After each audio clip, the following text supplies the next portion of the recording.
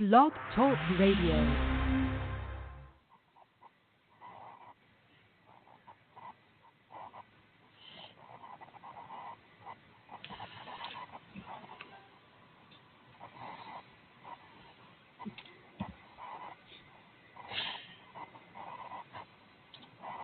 What do you think of that, Ronnie? I think that's a wonderful musical entrance. Let's try this again.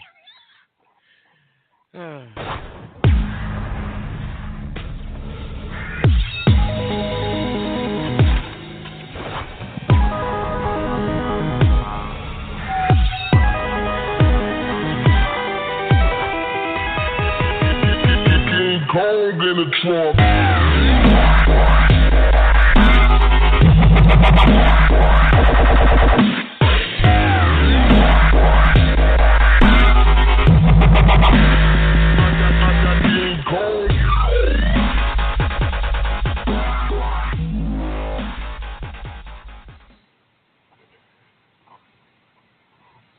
What the heck was that?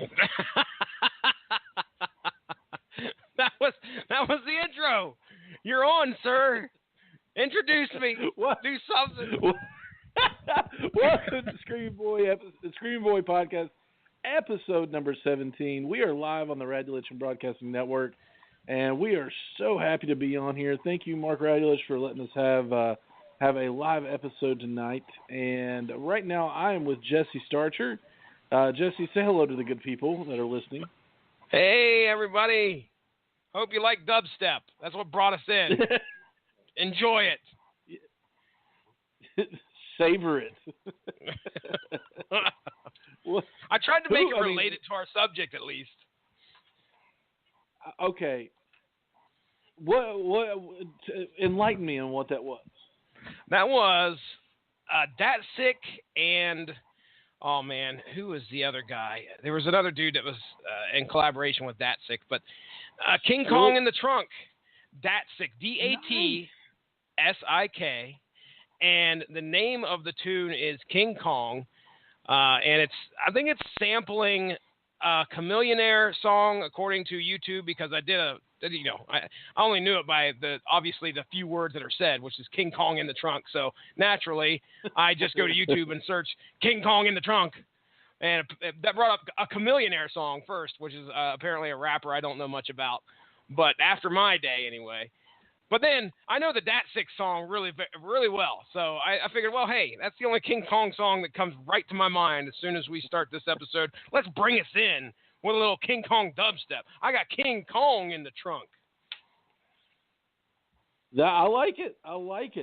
It matches tonight's episode's theme. What we're going to be talking about. So, Jesse, thank you for that. I mean, that's oh yeah, I worked hard. That's pretty incredible. Yeah, I did. Yeah. I did approximately 5 minutes of finding the song, editing it, and then slapping it on Blog Talk. Well, I tell you what. Hard work. I enjoyed it. I do enjoy a good dubstep tune. Wait till you hear the outro. Oh, I'm excited. So, if you have not seen it yet, do not worry. There will not be any spoilers tonight. We are actually waiting on a couple of people as well, so I'm kind of stalling a little bit. Sure. But not Joseph. Joseph yeah, Stalin. Dumb. All right. Well, hey, I think we might have somebody in here. Somebody. 740-538-2793. Who may that be? Yeah. Justin Thomas? I've come to haunt you. All right. Now you're finally on. Justin has made it on, Ronnie Adams. Sweet. That's good. I had to call in, our, but yeah, I made it on. Yeah, he's our kaiju expert.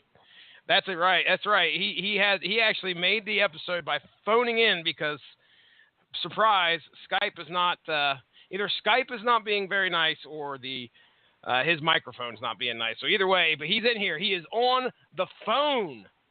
I will tell you this. This is the first time in any time of doing this that Blog Talk has let me use the Direct Connect.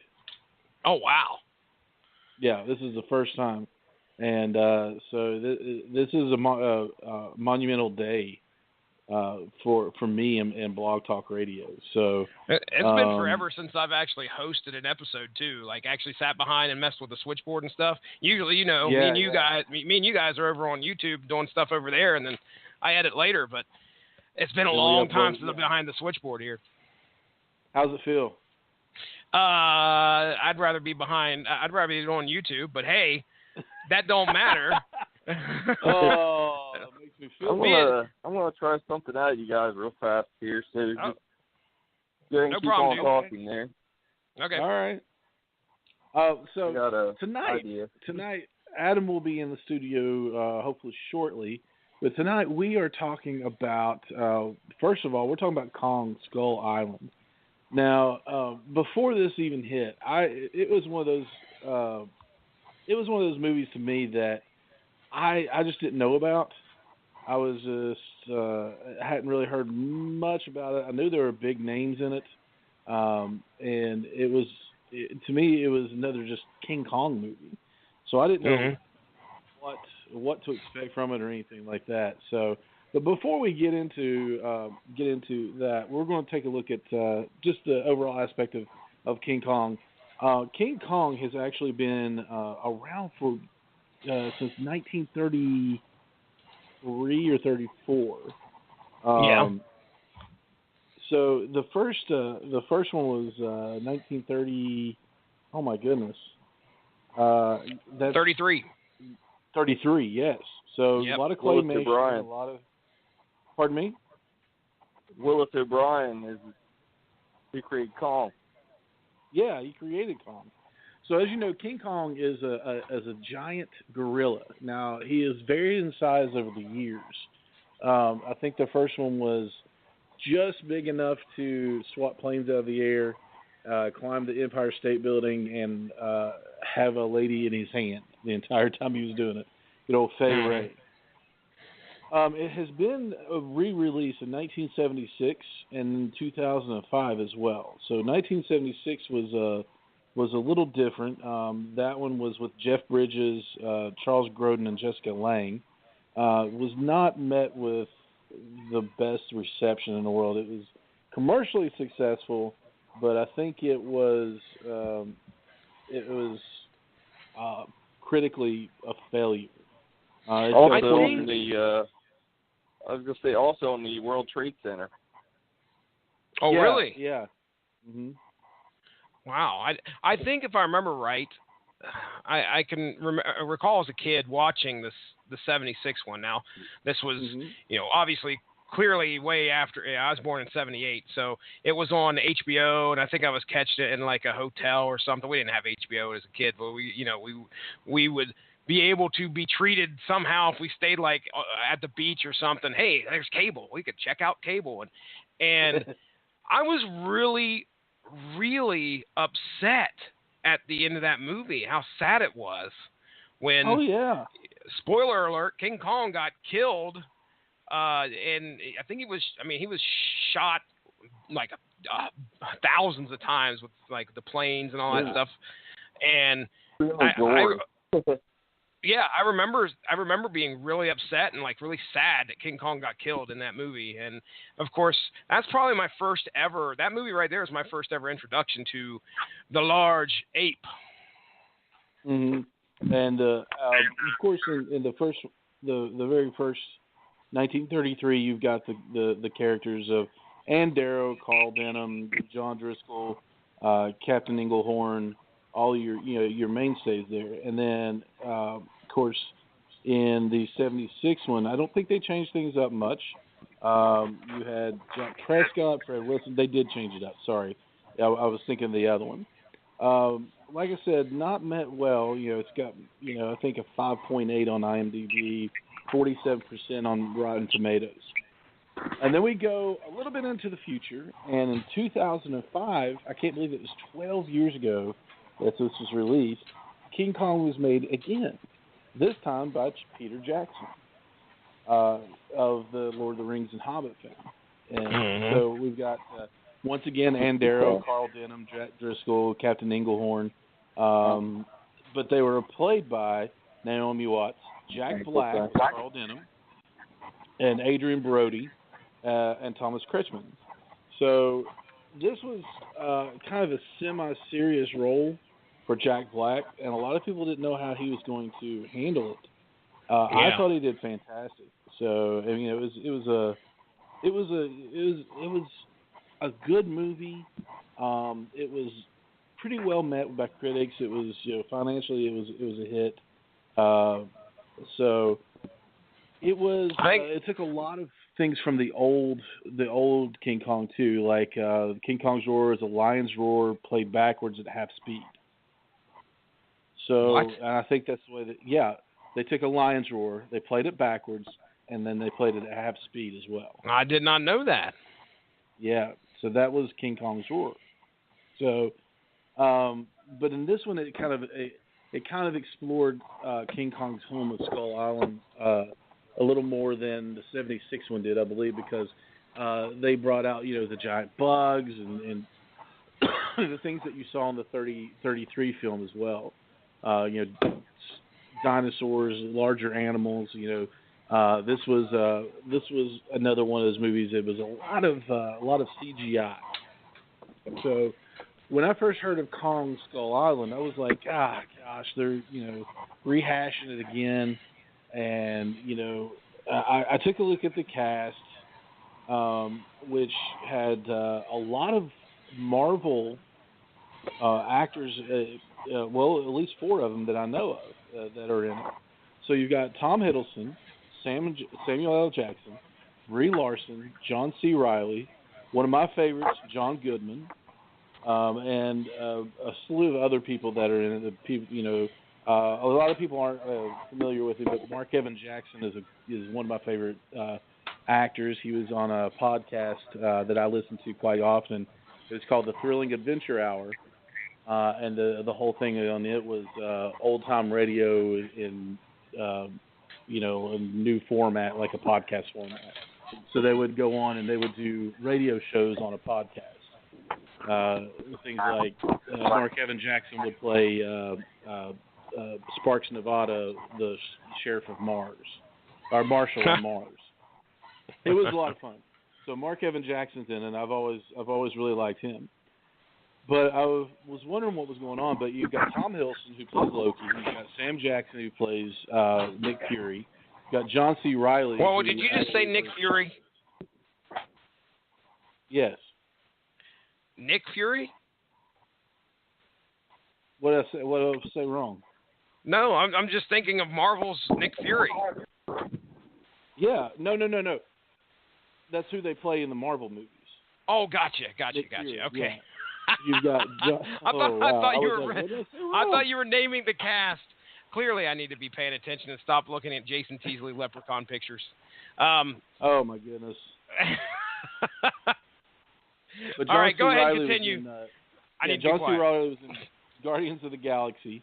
He actually played a Nova Corpsman, and he played. I can't remember. His last name is Day, who actually was the Nova Corpsman that came to Earth and bestowed upon Richard Rider the Nova powers. So he actually has a character in Guardians of the Galaxy that was in Marvel lore, John C. Reilly. And of course we have our newest addition to the Marvel family, and that is Brie Larson, who's going to be our Captain Marvel. She's going to be playing Carol Danvers. So when I saw that, I was kind of nerded out over the fact that there's so many of these characters, some of these actors that have been in Marvel and done such a great job. We're going to be in this as well. So I was like, well, I'll give it a chance. And I didn't really read much about it, but the basic storyline is a team of scientists explore an uncharted island, Skull Island, in the Pacific, venturing into the domain of the mighty Kong. I must fight to escape a primal Eden. So the setup of the story is that John Goodman and his assistant are a part of this group called Monarch, and Monarch is kind of the crackpot of the military laughs at them. They're a government agency, So they are monster hunters, basically. So they go under the pretense that, hey, this is an uncharted island, and we have satellite feed of it. The Russians are going to have satellite feed of it soon. Do you want us to find what's on there first, or do you want them to find it? And I say Russians, so let me set this up a little bit further, because this is set in 1973, not long after the end of the Vietnam War has been. They said the U.S. was pulling out of Vietnam. So I'm a sucker for that era. I like the Vietnam War movies. So I was kind of stoked when that happened, because Samuel Jackson plays Preston Packard, who is actually a leader. He leads the military escort that helps the scientists go in and take to help them explore this island, Skull Island. So he actually leads his military. He leads his team in because this is his last chance to actually do something. He doesn't feel good about America pulling out of the war. He feels like they're giving up. So he's like, yeah, we're going to get in there. We're going to do something else. This is our last hurrah, even if it's just a simple escort mission. So they gather up helicopters. They gather up all their gear. They go to Skull Island. They start dropping seismic charges, which were bombs, to pretty much chart the island, which in turn gains the attention of the mighty Kong, who is king of that island. Yeah. So that's where it all breaks loose, and they gain his attention. Now I have to point out that King Kong, this is the second tallest King Kong that has been displayed on screen. The first tallest, I think, was in a Japanese film.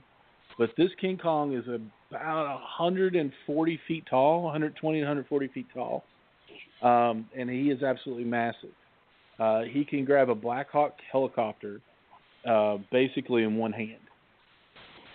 And this, it's just the way they did this. The guy who actually did the motion capture for King Kong was trained by Andy Serkis, who did Caesar, who did King Kong in the 2005 King Kong, who is known for his motion capture roles. So he's the one that was in a couple of the Planet of the Apes films with Andy, and Kong wakes. They get the attention of Kong. They find out that Kong is king of the island, and he's ticked off at him not because they're there, but because they're awakening something else that is living under the island that he has kept at bay for some time. John C. Reilly. Yeah, exactly. John C. Reilly plays a World War II pilot who, in the beginning of the movie, you find out it crash landed there and has been living there for 30 years on the island with the natives, and he has become one of them, even though he's a little crazy. But he's not over the wall, he's not like over the top crazy. John C. Reilly did a phenomenal job at this. Sam Jackson is Sam Jackson. I mean, he's just there. He's, pulling out guns and yelling out, "Hold on to your butts," and everything else. He does fantastic on everything he does. And then Tom Hiddleston plays the hero in this instead of the smarmy, slimy little brother Loki. He does a great job in that. John Goodman is one of my favorite actors. He does fantastic in his role. Kong Skull Island is not what I thought it was going to be. When I sat down and watched it, my jaw had dropped to the floor and just stayed there the entire time. I absolutely loved it. In fact, I saw it twice. Wow. The second time I have a pretty good idea of what was sleeping under there. I have a pretty good idea, but I'm not going to say anything. No I don't spoilers. think it'll ruin anything. Yeah, I don't think you could see it what he's fighting on the trailer, but I'll just leave it at that. There is more than one. So they through John C. Reilly they found out that these people don't fear Kong. and Kong doesn't bother them, and they built a wall not to keep Kong out. He's actually their protector, and they view him as a god. He's king of the island. That's why he's King Kong. So they revere him. They thank him. So this movie is visually stunning. It's well acted. It was well written. The special effects are incredible. And I was really blown away because I don't know. I guess I wasn't expecting much, but I didn't know. It wasn't anything what I was expecting, to be honest with you. It was actually quite incredible. Do y'all have any questions or anything? I was going to say, King Kong technically on the Japanese films was actually on a different island. Yeah. Now this holds to the American version of Skull Island. That's where they found King Kong. Now in the original 1933 film, they built the temple where they were trying to sacrifice Anne to King Kong. Was actually used in Gone with the Wind. In the burn, when they burned everything down in Gone with the Wind, one of the sets from King Kong. A lot of sets from a lot of different movies were actually physically burned down for that scene. So we don't have much left of the 1933 film. Wow. So that's kind of sad. Yeah. So those were actually, like I said, physically burned down for that. Now in this was a lot of the in Skull Island. A lot of it was filmed in Hawaii, so you've got a lot of tropical background. It looks exotic. It is when they shot on location, it just looks fantastic. So I think it opened up with it got positive reviews from critics and has grossed $166.4 million worldwide against its $185 million budget. So it's only been open about a week, and it's already almost made its budget. So I was going to say, I think you misunderstood me. The Japanese version, he actually was from a different island. He was from Faroe Island instead of Skull Island. That's what I'm saying. What's Faroe Island? Yeah. Arrow. What is that? Yeah. Basically, in the Japanese version, he was from Faroe Islands to Skull Island is basically how it went, because there's King Kong, the original, which took place on Skull Island, right? Correct. Okay, and then you had the follow-up to that movie, which was The Son of Kong. And in The Son of Kong, at the end of that movie, Skull Island sinks into the ocean. Oh. So you have, I assume that the Japanese basically saw that they had to use a different island. So they called it Faroe Island. I was going to say, does anybody have, like, an idea about the rights of Kong, like the movie rights for Kong? Because, I mean, you see the Japanese using them in some of the Godzilla episodes or the Godzilla movies, and of course we use them over here. Does he become like, what's the word for when a character comes out of copyright? What is the name for that, Ronnie? It's like where anybody can use them. Fair use. Fair use. Yes. Yeah. I didn't know if that was like something because it seemed awful early. They were using him awful early. The Japanese were. King Kong and Son of Kong were both in 1933, and then Ishiro Honda made King Kong versus Godzilla in 1962. So we got it was almost 30-some years. Before, yeah. So I think they kind of not sold the rights, but allowed Toho, the distributor, to use that. Was King Kong Godzilla the one with Perry Mason? No. Okay. No. Yeah. Which one was that? That was the original. Not the original, but that was the American release of Godzilla. Okay. All right. I got you. So. Also, Godzilla in 1985 had a few scenes with him in it as well. All right. That's why we got Justin on here. we could have those burning questions answered. So King Kong, the character has only been in 1, 2, 3, 4, 5, 6, 7, 8, including Kong Skull Island films. Now Godzilla, he meets has been in a few more than that, but King Kong kind of falls into that kaiju realm of giant monsters. I think that's why they include him. We're not going to count the 98 Godzilla film, by the way, so that doesn't fall into that number category there. Well, that Godzilla appears in 2 movies. Yeah, but I don't call it actually Godzilla, you know? That's right. They just call him Zilla, right? Zilla. Yeah. Hey, I He's learned not that actually Godzilla. Specifically because Justin loaned me, was it Godzilla 2000? Final Wars. Yes. Final Wars. He only lasted like 10 seconds against Godzilla. I think that was the nail in the coffin of saying they threw him into you guys were wrong. Yeah, they threw him in. It was the battle occurred in Australia, if I remember correctly. Sydney.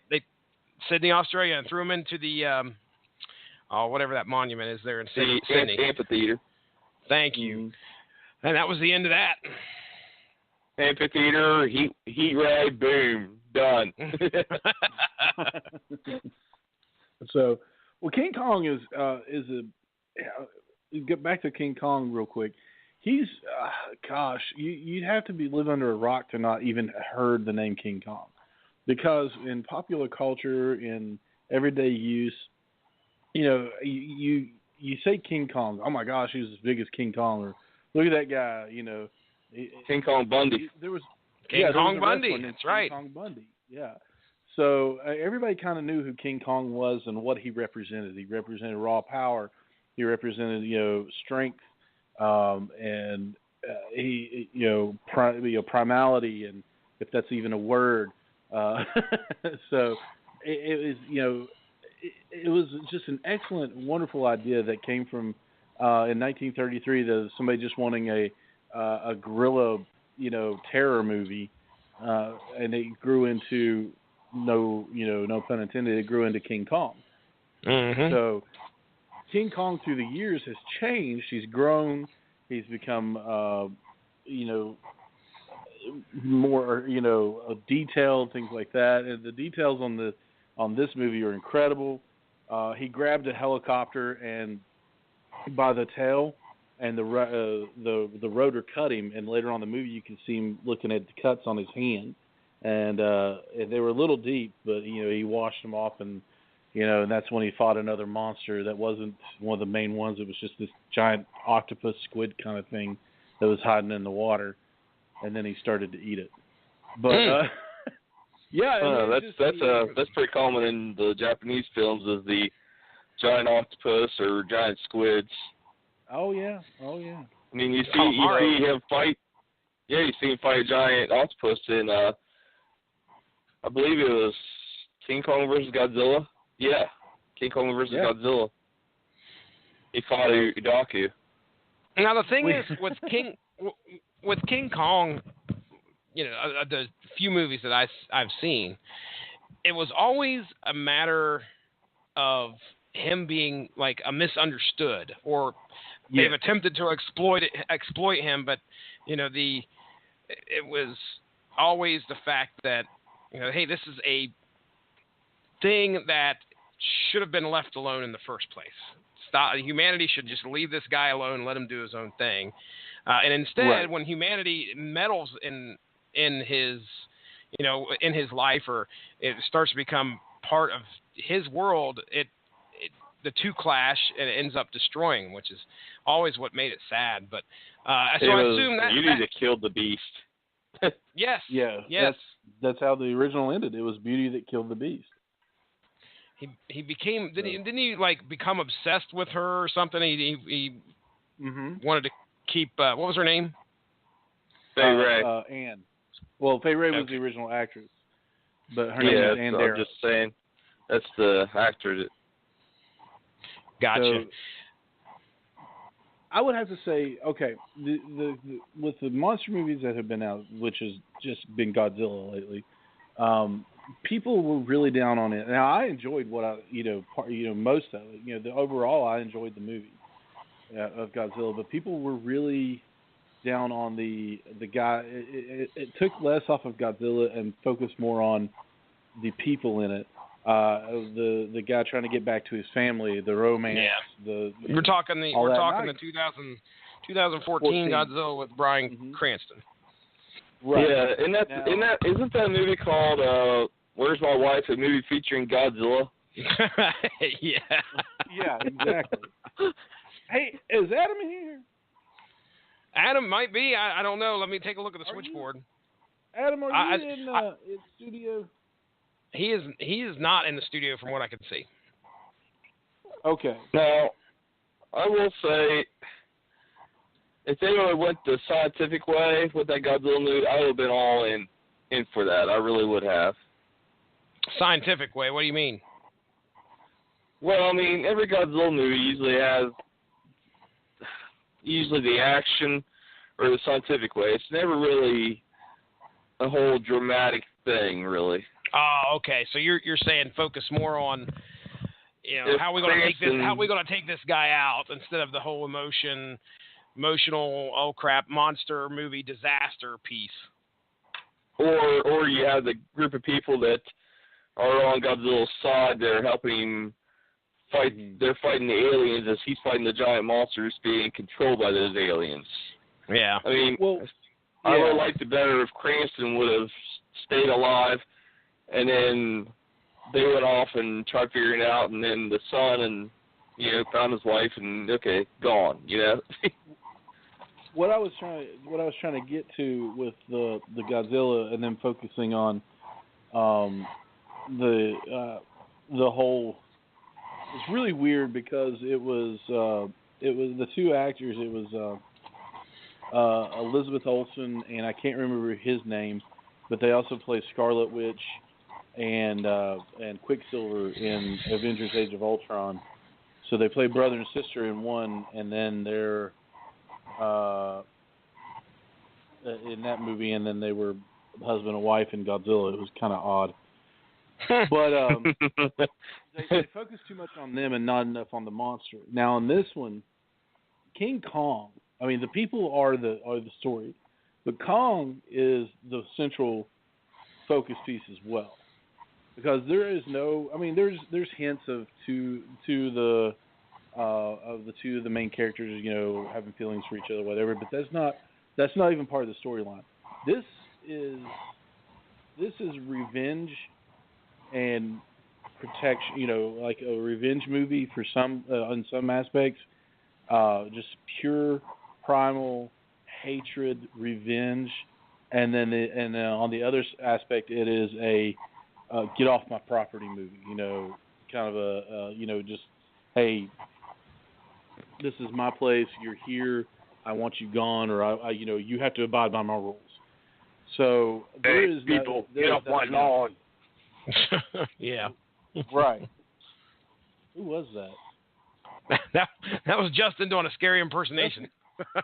That was get off my lawn. Oh, wow. But it's one of those things.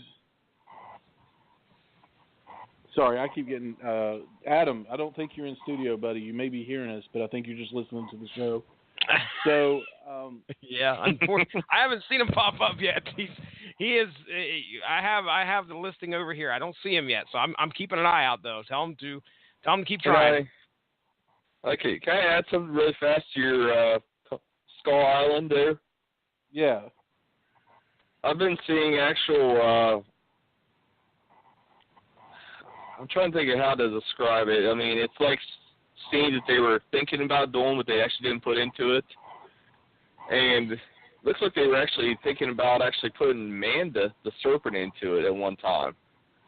I think they were, but they had so much going on with this other stuff that really, honestly, I didn't miss it.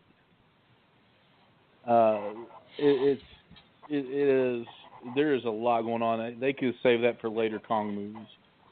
You know what I Well, mean? or they could bring up Atragon even. I don't know what that is. Atragon was a Japanese underwater movie with a submarine, and Amanda was one of the kaiju that was in that movie. Okay.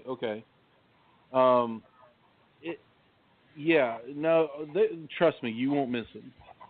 So this whole thing, is I mean, like I said, the movie's fantastic. I am going to spoil one part for you, and Okay. I hope you don't mind. So this will actually either you'll hate me or you'll thank me for having to stay through the whole credits. Honestly, I'll probably, It's Jet Jaguar, isn't it? Jet Jaguar, isn't it, right? Jet Jaguar! No, God, no. I know who Jet Jet Jaguar! Jaguar is. Jeez. I hope that there will be a multi-movie crossover with the Power Rangers at some point. That would be awesome. You guys are killing me. So at the end, of course, that they take two main characters in this room at the end. And, there's going to be somebody that gets off the island, no matter what. So they take these two characters in there, and they're like, we don't understand why we're here. We just want to go home. We're not going to tell anybody. We get it. There was no island.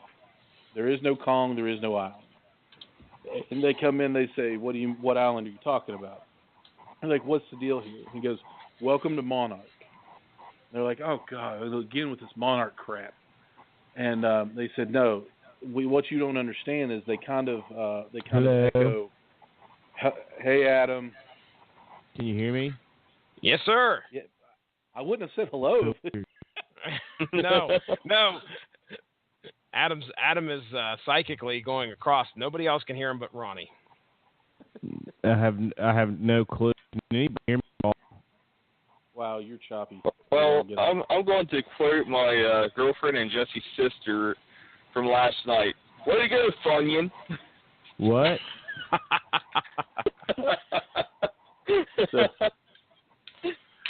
But can y'all hear me? Is Adam's this better? Listening, so he knows what's going on here. But kind of. So at the end, kind of. I've been trying to figure out how to work this thing. So yeah, Blog Talk Radio is not friendly, not user friendly. But at the end of the movie, they go. They're sitting there and they're like, what? They echo John Goodman's character. Something he said. What you don't understand, monsters are real. This world never belonged to us. It belonged to them before that. And I was sitting there going, what? And the characters are like, what are you talking about? So they say, well, look at this, and they show them the film, footage, found film footage or whatever, of excavation, where these scientists are going through and they find these cave, almost like cave paintings of people documenting what they've seen. And what they painted on the walls was Godzilla, Ooh, Rodan, oh, Mothra, oh, and King Ghidorah. Oh man! So, not only do you get King Kong, but they are setting up for Kong versus Godzilla, and they're setting up for King of the Monsters. Oh wow! So we're going to get Mothra, King Ghidorah. I just really wish they would have had them in their own films. I guess. I guess that's just. We don't know. Well, you want like stuff. What'd you say, Ronnie? What, Jesse? We don't know that they're not going to do that. We don't know that they're not going to do that. That's true. I was going to say he wants like an Avengers build-up, I think. Yeah. We don't know that they're not going to do that. Toho did it first, man. Toho did it first. Okay. All right. Listen, you find me one movie other than a few, obvious ones, that has not been a ripoff of something else lately. A remake, the Marvel movies aren't remakes, but they are coming off of the comic books. Most of the, my God, they're remaking Chips. I just saw an advertisement for that. They're going down the route of 21 Jump Street. and they're making a rated R Chips, which I was a Chips fan when I was a kid. You can't make Chips rated R. You can't make it but it goofy. looks hilarious. It looks really funny, actually. Listen, Ponch and John. Ponch was the ladies' man. John was the straight-laced one. And this one, they're trying to make Ponch the cool one and John the dork. And I'm like, there was no dorks. They were both cool. So I'm a little cheesed off about that one. So, they're bringing the kaiju film. It has a specific audience. It has this cult following, but I really feel that by bringing it to America, it's going to gain some more followers. It's going to gain some more fans. So I'm kind of excited because if they keep going along with the way they did Kong Skull Island, they're going to be fantastic. I'm just throwing this out here. Oh, go ahead. Yeah. Oh, the next movie they're going to make is Kong versus Godzilla. Yeah, that's going to be epic. Yeah. Just unreal. And that's in 2020. I was just looking just to see what I could possibly find here. Warner Brothers Pictures brought us Kong Skull Island, okay? Mm-hmm. Which blows my mind. Warner Brothers Pictures also brought us Pacific Rim. Oh, yeah. Just putting that out there. So and there's talk about that. Both Legendary Pictures as well. They say the production company is Legendary Pictures. So that would be, dude, I mean, come on. The humans actually get a chance to fight. Now, Justin, you're the expert here. Did the humans ever build a robot other than, of course, not the large human Jaguar, but did the humans ever build like a robot or anything to fight any of the kaiju from Toho or any of the films that you've seen?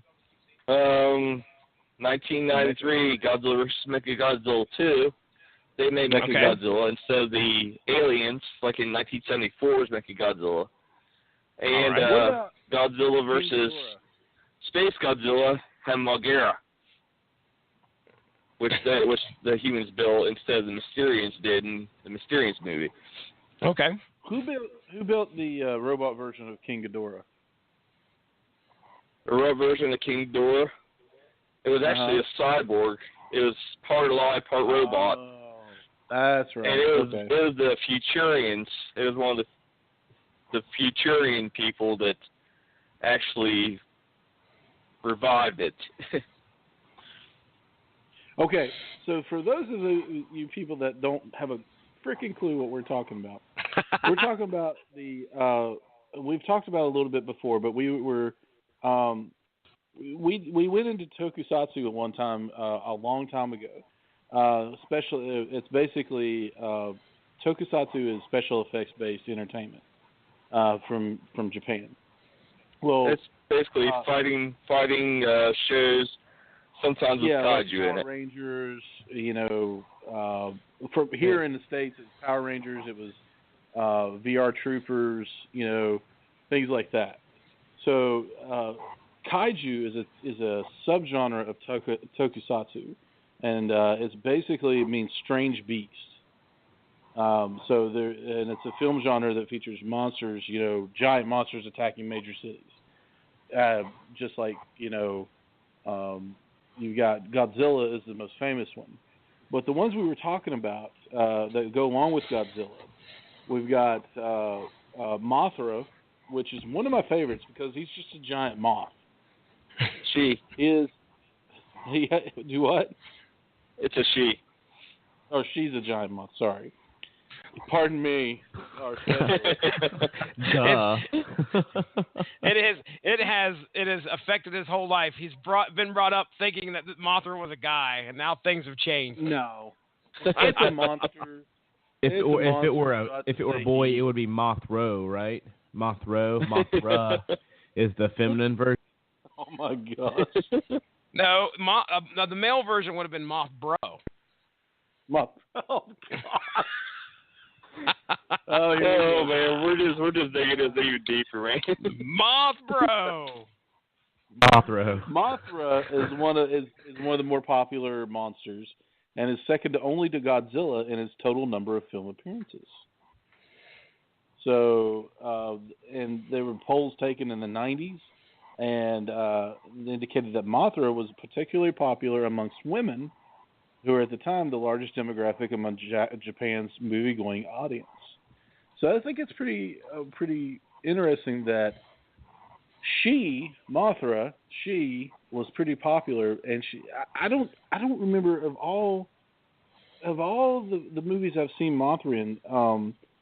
Did Mothra have any kind of like special like power? Like, you know, Godzilla has his electric breath and, you know, things like that.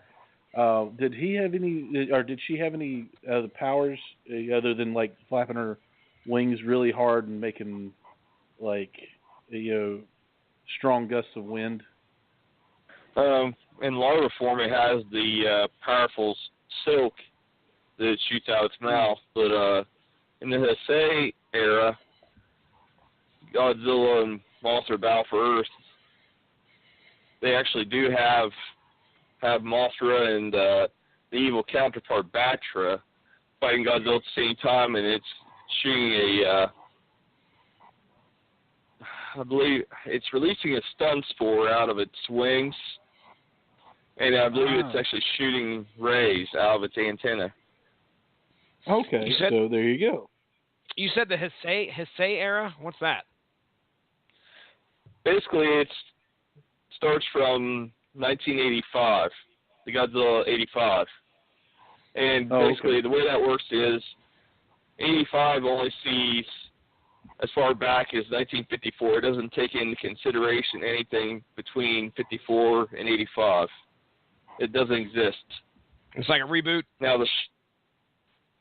well, it's not a reboot. It's actually a sequel. It just long delay right there. Okay. It's got the 54, and then it moves on forward to 85. Then you got the Showa, which is 54, moving on up through all the movies. But Showa doesn't notice 85 because it's totally different. All right. Showa ends at 79 with Mechagodzilla. Okay. So let's talk a little more about the characters that showed up at the end of Kong Skull Island on the wall there. So we've got Mothra, then Rodan. We'll just say Rodan. Is another kaiju monster, and it's interesting because Rodan is actually just a giant pterodactyl. And not just a giant pterodactyl. That's terrifying. He is a giant pterodactyl. So his name, his Japanese name is Radon, which came from it's a contraction of pterodactyl. So it was changed to Rodan for English-speaking markets in order to avoid confusion with the element radon. A little bit of trivia. How many Rodan were there in the original movie? I have no clue. Wait. There were more than one Rodan in the original Godzilla movie? In Rodan. Okay, gotcha. I'll give a guess. I will say 4. There was 2. 2. Any specific reason why there were 2? There were just 2 of them. I mean, that's basically how it went. They thought there was one for like the longest time, then they found out there were 2. Because there were 2, Jesse. There were 2. Suck it. I'll take a big. Okay. So it's all right that there was 4, but not all right that there was 2. I'm not watching it because there's not 4. I think that's ridiculous. They only had 2. I'm never going to watch that movie. No, okay. I didn't know if there was like, cause when I think of kaiju, I think of like one monster. You know, there aren't like 4 Kongs running around on Skull Island. There is not 9 Godzillas taken care of over there in the ocean. Two Rodans. All right, trivia noted. Rodan was thought to be dead at the end of the movie, basically because they wounded the one Rodan and it fell into the volcano, and the other one followed it into the volcano at the end. That's very interesting. Remind me. Yeah, I know, right? Justin, remind me, Rodan. What special powers did he have? Jesse's supposed to remind you of that. Okay, hold on. I think I said. Did you say Justin? Oh, okay, my bad. I did. I don't know if I actually did or not, but in my head, I did. Basically flying at high speeds, causing sonic booms, and the whole wind gust. And then, with the exception of Fire Rodan and Mechagodzilla 2, we're actually breathing the heat ray. Okay. So, now in the other one, the last one we're going to talk about is actually one of my favorites. It's Ghidorah, or better known as King Ghidorah. Ghidorah is a 3-headed dragon that has shown up in multiple movies. He has the power of flight and the capacity to fire gravity beams from its mouth. So this was one of the cooler ones to me, because it seemed to me he was, as a kid watching it, I was like, he's the one that faces that poses one of the biggest problems for Godzilla. So I really, I was a big fan of Ghidorah, or King Ghidorah, back in the day when Godzilla was, fighting him. And of course you've got Godzilla, who is pretty much king of the monsters, and Godzilla is Godzilla, unless you're talking about the '98 Godzilla, which is known as Zilla, and was promptly killed quickly, as we discussed earlier. Which version of Ghidorah do you actually prefer? Do you prefer the one from outer space that came from the meteorite, or do you like the Futurians created one with the Dorats? The first one. And yeah, I'm that's my pulling that favorite. answer completely out of my butt, because I am not well versed in kaiju as you are. Have you seen the 2 versions by chance? There, Ronnie. Do you know? I'm sure I have. But these monster movies, to me, I enjoy them. I'm not immersed into the mythology as much as he is. As much as Justin is. Justin is a fan, is a super fan, and puts me to shame. Whereas I'm just a fair weather fan of, like, oh my gosh, this is on, let's watch it. And I don't have a clue what's going on, but I love it. You know what I mean? So now Jesse was really surprised in Final Wars by Ghidorah, weren't you, Jesse?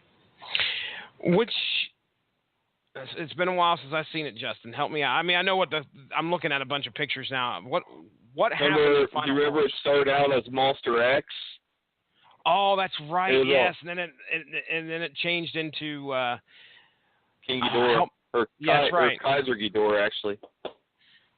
And I'm telling you right now, I had a lot of fun watching. It used to be I didn't give a whole lot of, I didn't give a whole lot of credit to the mythology for Godzilla until I watched some of the Japanese, the Toho ones.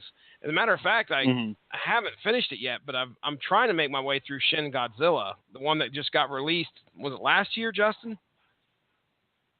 Yeah. The most recent Godzilla movie? 2015, I think. 2015. Okay. Yeah. It was. I really wanted to watch. I really wanted to make my way through that, but it's neat to see this is kind of where the monster movie took its roots over there in Japan, and there's just this certain style that they do with these movies that a lot of people want to see emulated over here when the American film gets done. And I think a lot of people feel let down when they take some of these monsters and really, just like the 98 Godzilla. I remember I think I went to the theater and watched that movie, by the way. And I owned it on DVD. One of the first movies that I owned on DVD, if I remember correctly. But that was Godzilla versus the state of New York.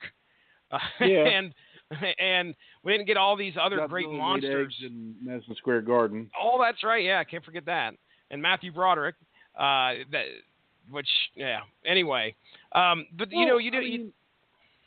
I do have to say this, Jesse. If a giant lizard attacks New York, who other than Matthew Broderick would you rather have? Oh, yeah, that's the first person that comes to mind. Right. Not some guy that looks like Arnold Schwarzenegger or no, just a worm-loving scientist. Yeah, that's right. Adam, would you rather have Matthew Broderick, or would you rather have Arnold or Stallone, or for that matter, me? I would do better than Matthew Broderick. I'm going to take door number 4 and go with Chuck Norris. Oh, winner! No, he's not in the equation. Winner, chicken dinner. It's because Chuck Norris is the equation, or you can say he's the zero of the equation. You can't really divide, or we can do limits to infinity, and he would be infinity. So. Okay, stop. That's cool too. That is a great Scar Symmetry song, by the way. Which one? Limits to Infinity? Limits to Infinity. I'm posting right now. That's also a really, really deep subject in calculus. It's a heavy metal song. But that's okay.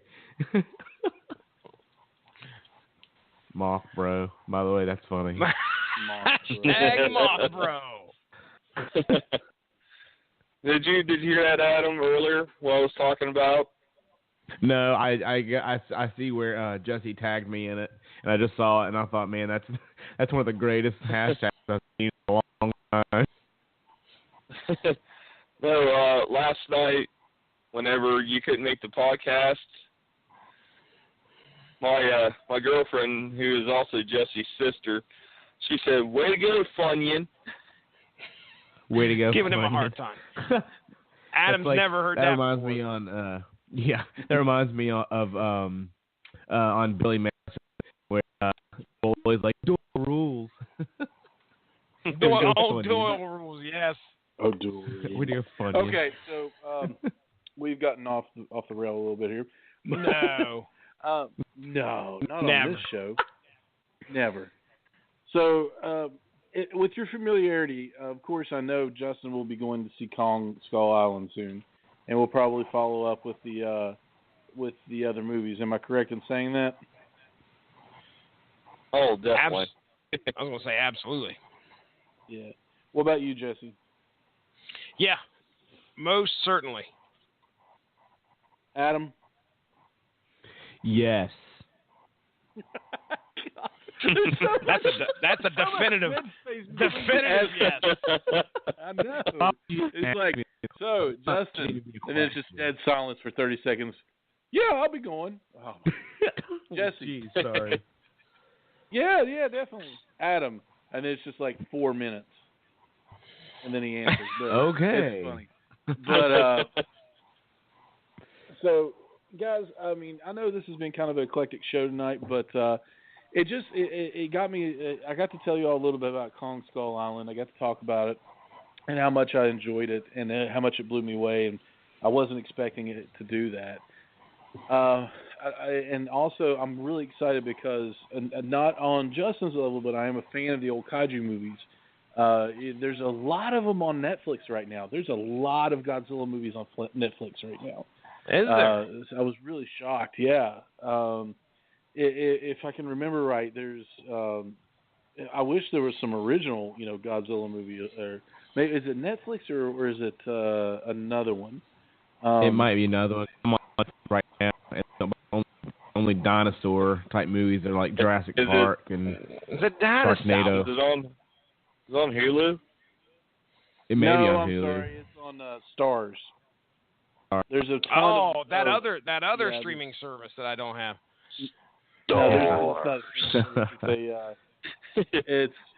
It comes with my DirecTV package. DirecTV, if you want to send me some money for that would be fun. Mr. Moneybags. So I got triggered there for a second. Stars. Nemesis. I want to ask why, but I don't. I'm kind of scared to. I just said it's Nemesis. Nemesis. What Nemesis? From Resident Evil 3. See, I had no idea. Okay. Yeah, I get it. I don't.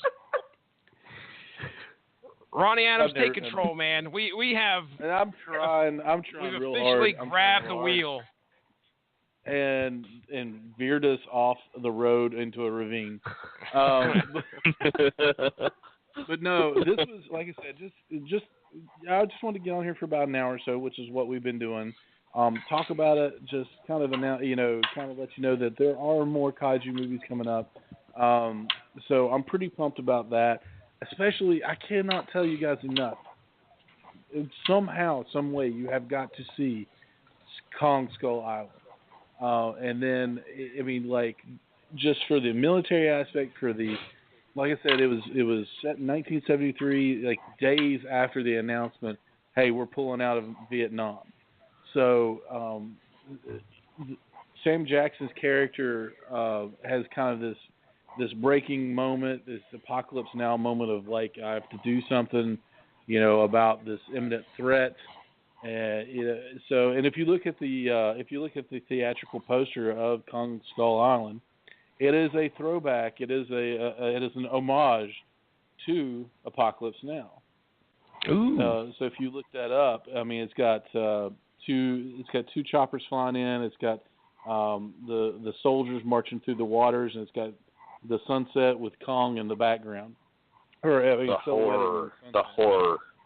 Yeah, I mean, it looks fantastic, man. And the catch line for it was actually pretty great too. All hail the king. So there was nice. Yeah, I know. The one thing that I have read and have listened or heard, I should say, is that Brie Larson, who plays whose character is Mason Weaver in this, she's a reporter.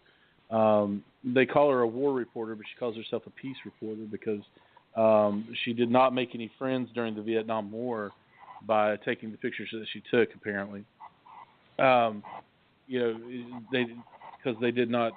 didn't gain the U.S. soldiers, in the storyline, it didn't gain any, so you didn't do us any good by taking those pictures. So she showed the horrors of the Vietnam War. But Brie Larson is getting some crap for being the Fay Wray type character in this movie, of not being a strong female character, which is complete bullcrap because she takes the bull by the horns a couple of times in this and is a very strong female character. So my question is, real quick, a little political, a little out there, do you think that how can I phrase this? Screw it. Do you think it's getting a little out of hand with this, not girl power stuff? I'm all about a strong female lead. But if a character who is a female shows any kind of weakness, any kind of anything like that, she's immediately attacked and said, am I justified in saying that she's immediately attacked and said, you are not representing women fairly anymore? Who do you want to go first? I'll go. Adam will go first. No, Adam. Make Adam go. For it. No, I think what you have is in this kind of case is you have a very, very small subsect of the population with hypersensitive things like that. So the problem with that is they're the loudest also. So you're going to get a lot of pushback from them, and they're all part of the same area Yes, they're all buddies. So the actors in this subsect, they're all friends. So Mm-hmm. the platform, I guess, and they have lots of platforms that cover them as well. So I mean, I think it's just a hypersensitivity of a small group of people. Plus it's like anything else. It's cool at this point. It's popular. It's a popular mindset right now. So. Oh yeah. I agree. It's look, there's just too many people griping about that these what somebody should have done in a movie or in a TV show or how somebody should have been portrayed. You know what? Look, we don't have the directors and the actors don't have a responsibility to the public other than to make a movie that's entertaining. Okay? Because somebody is not being portrayed as a strong lead or a strong female lead. Can we say not being portrayed to your standards of right. A strong female lead? Exactly. Not Jesse Starchers, but the people that are complaining. Yeah, it's your personal opinion. And now all of a sudden you find 12 other people that have that same personal opinion. You got to jump on. Oh my gosh, you can't possibly be happy with the fact that you portrayed a weak woman who was in danger all the time. Look, if you don't like the movie, don't watch it. Okay? Don't go on your jump on the bandwagon with all your friends and try to burn the place down.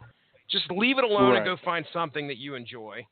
Okay, I don't care what your opinion is on somebody on how somebody's acting or how somebody was portrayed in some way. Just don't watch it. Don't give the person any money. Then now, really, what you're seeking to do is to influence somebody's opinion who has never seen it. That's right, and that's not fair, in my opinion. And then I just want to throw out that they reversed the role on the newest Ghostbuster movie, and everybody was complaining about that too, making him weak. Oh, right. And dumb. Weak and dumb. Yeah, it's like there's no happy medium there. I was all about the female Ghostbusters. I wanted to see if it was going to be any good. When I say all about, I'm saying I was intrigued. And I was like, okay, I'm going to go on this with an open mind. I don't want to, my opinions to be completely and utterly biased going into this movie. I don't want to be that guy. So I was like, all right, so let's watch this movie. And it was on Starz. I have on DirecTV. I was like, oh, great, I can, watch this on demand. I can, do whatever. It doesn't cost me money. So if the movie sucks, I don't have to worry about it. The movie sucked out loud. And it wasn't because there were girl Ghostbusters. It was because the movie sucked. It was a terrible movie. Because it sucked. Sorry. Yeah. It was just not a good movie. So a lot of people, like you said, this small subgenre of people, or this small sect of people who, have this opinion, they automatically jump on the bandwagon of, oh, you don't like it because they're girls. No, I don't like it because it wasn't good. Yeah. That's why I don't like it. A lot of what we do on here, every podcast, is we provide usually either a breakdown of something and then an opinion. But I think people should be smart enough to understand you make your own opinions and decisions based on your own personal interaction with whatever it is. So if we sit here and have an opinion on a film, don't take our word for it. Go watch it yourself and gather your own opinion. And so many people are concerned about this. Yeah, so many people are concerned about what the critics are saying. Well, we're looking at it right now. This is totally off topic, but Ronnie, I know, is in the process of watching Iron Fist, and so is Mark Radulich. And everybody is crapping all over. Everybody had crapped all over it. Now, if Ronnie and Mark would have listened to the critics, they would have been like, "Well, I'm not going to watch this." Turns out things are actually a little bit different so far in your guys' opinion of the show. Correct? I like it. There you go. I think it's a good show. So if it was, I was just gonna say, it seems to me like everything I like, the critics hate. Yeah. Well. Listen, we live in a politically charged era right now where everybody has a voice, whether they want to have it or not, because of social media. And everybody, we have a lot of people that have that do a lot of yelling on their soapboxes about stuff that they may not be educated about. So I'm not saying everybody, I'm saying some people. So when you go on social media or when you go on whatever and you say, this movie is terrible, I'm giving it a terrible rating because Danny Rand is white, and I think that it should be an Asian character playing Iron Fist because it is about Asian culture, it is about martial arts, it is about this. Well, if you had done your research and you hadn't been ignorant to the fact that Danny Rand in the comic books is a white man who lost his family, his family died in China, on the search for this magical place, then you would maybe hopefully look at it a little differently. Exactly. Stick to the source material. Hey. Yeah, stick to the source material. Another plug.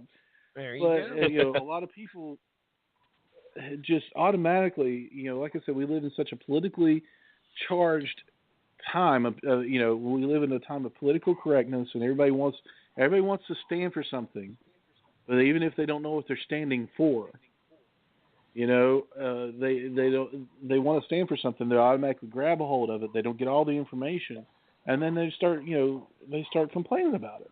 Yeah, and to switch this back to the lead character of this film, hey, she is there to act. She's an actress, for Pete's sake. I mean, look, I'm not going to give a director a hard time because he wrote a character a certain way. If I like it, I like it. If not, hey, I don't like it. But I'm not going to validate somebody else's opinion on the fact that somebody doesn't like the way she was, she seemed weak in the role in some way. Okay, look, I understand feminism and power to the women, whatever.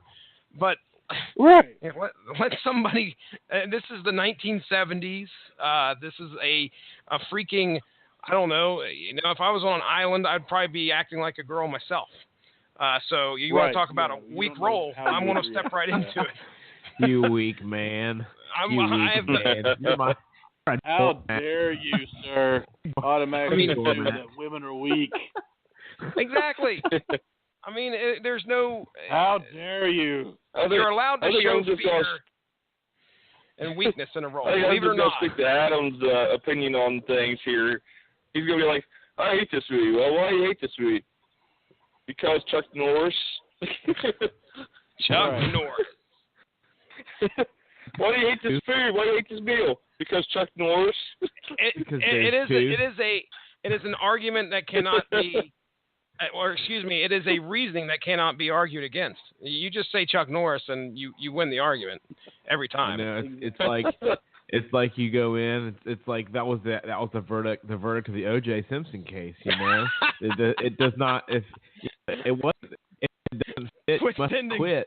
It was just he walked in and they're like, Your Honor, Chuck Norris, not guilty. I missed that. I totally missed that on OJ. They didn't air that. That was cut This from is hashtag Chuck Norris. Yeah. No wonder everybody remembers where they were when the verdict was handed down, because it's the alternative ending. Ronnie Adams. Did he leave? You're the one that's encouraging them. No, not me. Don't yell at me. So, well, guys, I think we're going to end it on that, so we don't get too Don't get old Papa Adams over here too worked up. So we're going to start with Justin, and we're going to say, hey, Justin, where can we? What's going on with you, man? Plug us something. Tell us what's going on. Anything. Everything going on, man. I'm everywhere. I hear you. I'm everywhere, man. Pretty much, I'm a big gamer. You can find me on Steam under Spectre 13. You can also find me on Xbox Live under Arctic Lightning. And the Sony PlayStation Network, you find me under Spectre 13 there. I'm also under my name, Justin Thomas, on Facebook. And then I have Twitter, Tumblr, Pinterest, you name it. I'm there under Spectre 13. Just look for the approving Deadpool pic. You'll find me. There you go. The big thumbs up. What do we got going on in the world of Starcher? The Starcher's world of awesome lately. Street level Starcher level. Street level Starch. That's right. Here. I tell you what. Rattleitch Broadcasting Network. We're on here right now. As a matter of fact, you can go into the archives. The archives of the Rattleitch Broadcasting Network, and you can find my podcast that I have on here, which is Source Material. Usually airs every Monday or every other Monday. We are almost to 110 episodes. That's insanity. I think when Iron Fist hits, we will be in the 110s. So if anybody's interested in a comic book show where we go in and we look at take a story. Sometimes it's a great story. Sometimes it's not so great. And we break it down for you. So recently, I should say upcoming, is our Iron Fist, the Living Weapon two-parter. It's going to be this coming Monday, and next Monday. So keep an eye out for that. That should be hitting. This was some of the most fun I've ever had on Source Material. Now, I have a lot of fun on Source Material. I mean, it's a great show. I love being a part of it, but I was hurting. I was laughing so hard. My gosh, we had appearances. We discussed. We discussed Ham Sandwich Anders, the author / artist of the book, and we also discussed the living god Whistle Stop Jenkins, who made an appearance. Oh, man, you guys just mentioned Ham Sandwich. That reminds me, where I work, we done a T-shirt just recently, and I kid you not, the kid's last name was Frankenberry. No, come on. Like the cereal? Awesome. Seriously, yes. I did a double take, and I just could not stop laughing the whole time I'm working on this shirt. Wow. If I had the last name Frankenberry, I'll do stuff so that people would look at me and be like, "How dare you? I'm heir to the Frankenberry fortune." Because Frankenberry the Chuck third. Norris, right? Chuck Norris. We basically, I'm not going to give anything away to the show, but if we couldn't pronounce it, we gave it a hobo name. Oh, and don't get us started on the Zhu Rong. Man, there was some bad stuff going on. I don't know. I'm on the fence of keeping the whole argument we had about pronouncing ZHURONG, because that went on for a good 5 minutes. But regardless, ladies and gentlemen, considering Mark Rattleitch had a personal stake in that pronunciation, but anyway, you can check that out. It's coming up. It's going to be in the next 2 Mondays on here on the Rattleitch Broadcasting Network. And this past Monday, that just happened, I believe we aired the live episode that I did down at the local brick and mortar comic shop, Asylum Comics. Got to hang out with some good buddies down there. Got to hang out with my boys from the Kapow podcast. That's Cliff, the Grand Poobah, Michael K. Easton, Jordan Lowe. Also got to hang out with Remy there of Dueling Ogres. And we all had a fun time with no agenda. So it's real funny to put 3 podcasts together and have nothing on the table to talk about. And everybody's just kind of scrambling to try and, okay, what do we do? Well, we make fun of the guy sitting by us. That's pretty much what we do the first half hour. And then so it's 30 degrees outside. For a minute, guys. I thought you said a name for a minute there. I thought you said No Agenda. No Agenda. Good old No Agenda fella showed up. Showed up quite a bit. Full of No Agenda. Anyway, ladies and gentlemen, that's it for me. I think just give the Rattlechen Broadcasting Network Facebook page a like, stay up on top of all the great podcasts that we have to offer over there, and turn it back over to Ronnie Adams, sir. Adam, what's going on? Right now, you can find me at in Exotic Dog, but if you don't want to search there, you can find me on Twitter at Adam is a Nerd. And can I also say that whoever mentioned Whistle Stop Jenkins, that sounds like a name from Psych. Say it again. A name from where? Whistle Stop Jenkins. Yes, but where? A name from where? Psych. Kind of, yeah. Yeah. He's not an elder Chinese fire god. Are you sure? No. All right. No, he's not. He's not. He's a You fucking can find detective.